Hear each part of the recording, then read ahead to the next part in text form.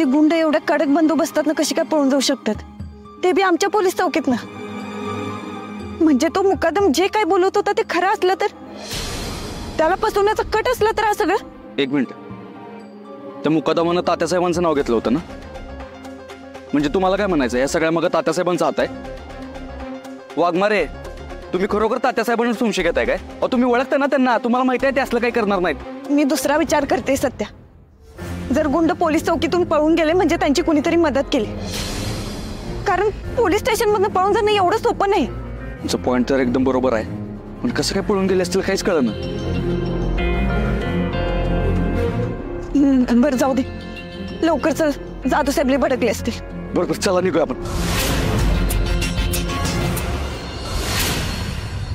अयो सपने, पीठ मळून त्या गरमीत समजा किचन वाट्यापाशी काम करून माझं अंग दुखायला लागले. आपले तरा झालाय बघ त्या नेब्रेड मग काय करायचं ह्या नेब्रेडचं. सपने लय अंग दुखलंय, जरा हात चोप माझा. हिथं हिथं चोप जरा बरं वाटायला. हा आता हिथं हिथं ही हात. नेबट असतेस ती का नाही, तिच्या हाताला असं धरलं असतं आणि तिला असंच कामाला समजा लावलं असतं, माहिती का? मी म्हणलं असतं खरं काम असतं. माझा हात चोपायला होतीस ना तू? चोपते की मारलं कसं इतकं अंग दुखालंय का असं एक अवयव असा बाजूला काढून शिवावं आणि झोपावं शांत. झोपून मी जाते चोपीत अंग. मम्मी मी काय म्हणते, एवढं अंग दुखतंय, ठेवा कशाला बाजूला काढून. लागतं शेंडा फुगलं कुठली ही सुपणी.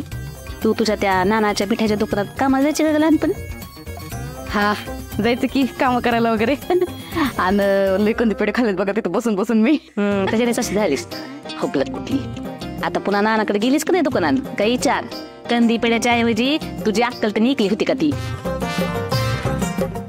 येऊ दे आता त्या नेबळेटला, तिला दुप्पट किचन मध्ये राबवते का नाही बघच. वय बघा की, आणि एवढं करून सगळं काम बिम सोडून गेलं सब करायला. बया मी असले असते का नाही खच्चीपत काम सोडून गेलेलं असते. हा असं हा मग, पण तुम्ही मला काम सांगितलंच नाहीत ना.